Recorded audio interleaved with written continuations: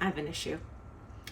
I may be a little bit infested with fruit flies. Partially it's having an abundance of ripe produce that I have been bringing in from the garden, which is fantastic, but also with opening and closing the doors all the time, stuff gets in. And then there was the worm bin. Now, the good thing for you guys is I have a problem to solve, and hopefully you can learn from my mistake of what not to do, as well as how to deal with it. So in this video, I'm going to focus on how to deal with said infestation, and I will do a separate video on how I kind of tackled the issue specifically in the worm bin. If you are new around here, then hi, I'm Kiri. I am a micro homesteader in Zone 5B in Pickering, Ontario. And on this channel, we talk about all things micro homesteading, from growing outdoors in the garden and indoors hydroponically, and other ways that you can become more self-sufficient and reduce your reliance on the grocery store, which in my books is pretty fantastic. If that is your thing, or if you'd like that to be your thing, then go ahead and hit subscribe and the notification bell so that you will know when I post videos in the future.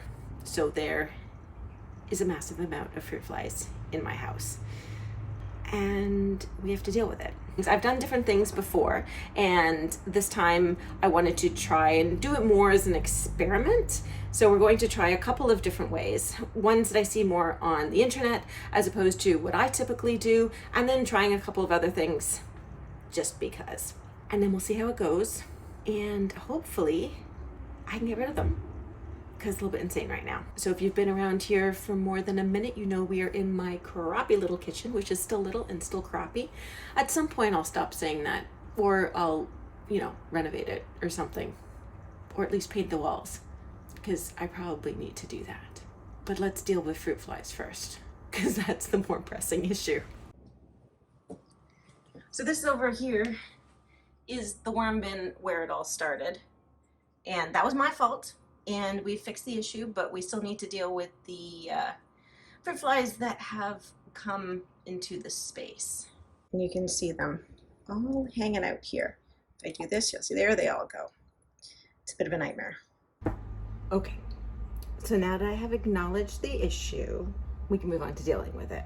So when I was doing my research, I found a couple of different things that people are saying. The one that is most recommended is this apple cider vinegar. I always have this one. It's the brag. It's the with the mother. That's what I have.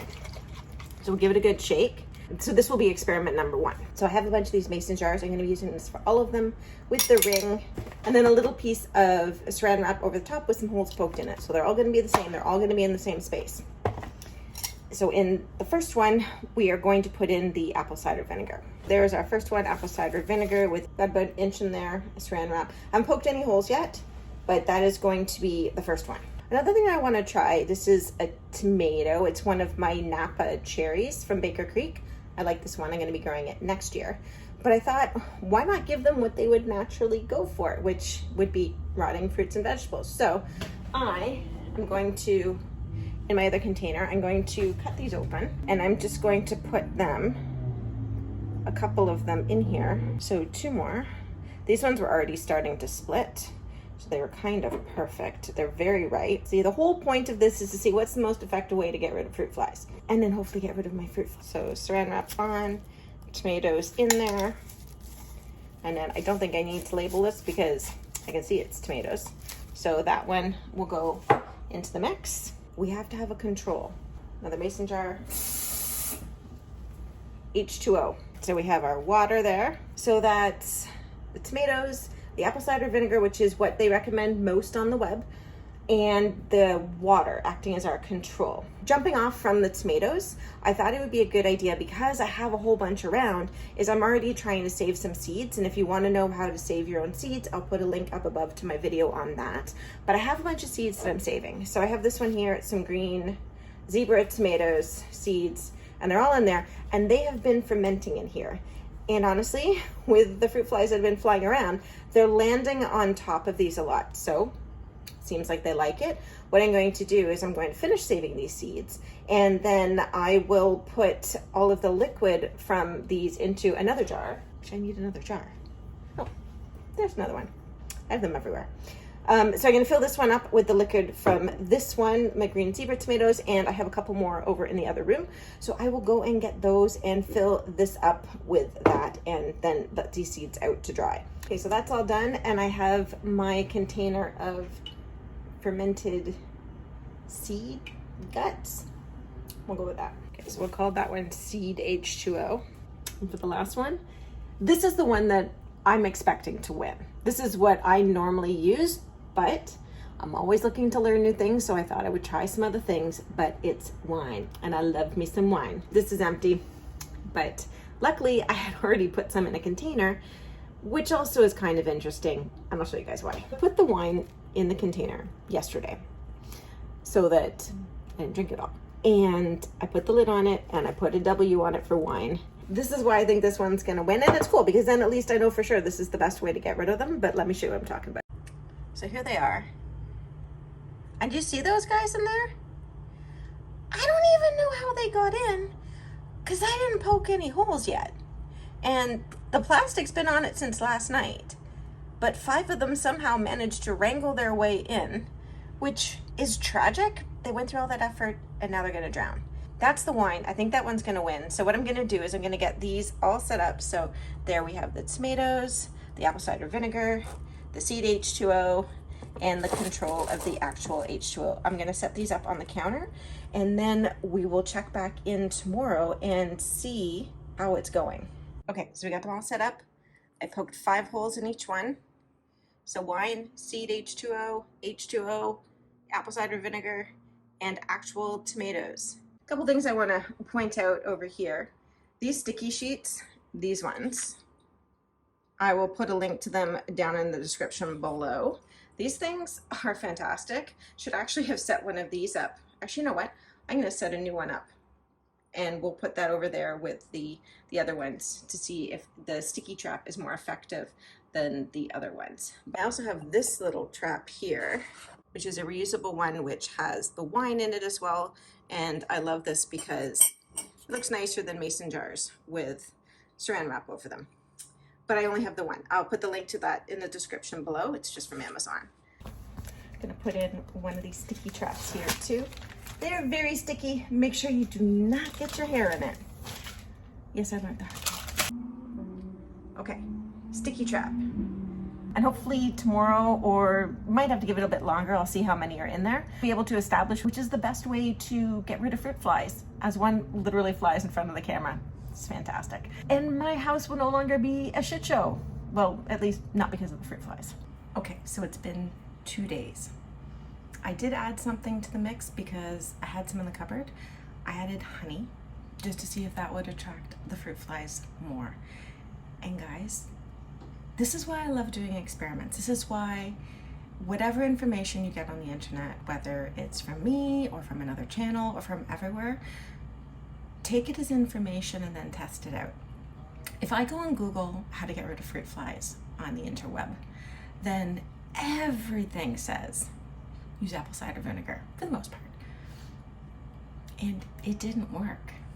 I'm actually kind of excited because something I just tried on a whim actually worked the best. Well, there's a tie. We'll look at that in a second. But yeah, so whatever information you get, take it as information. Try it out in your own garden, in your own micro homestead, and then see what works best for you. Because what gets spread around doesn't necessarily mean it's the right thing.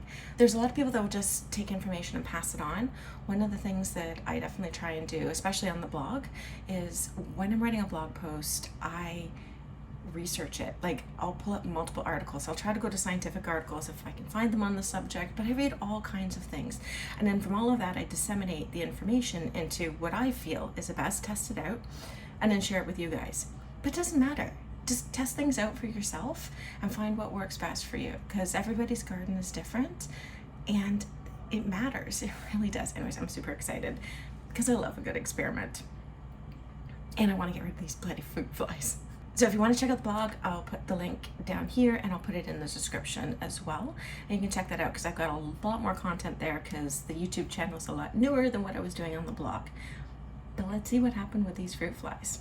For the first one, no surprise, it was the water, just the straight H2O, and we had no takers. but I wanted to control.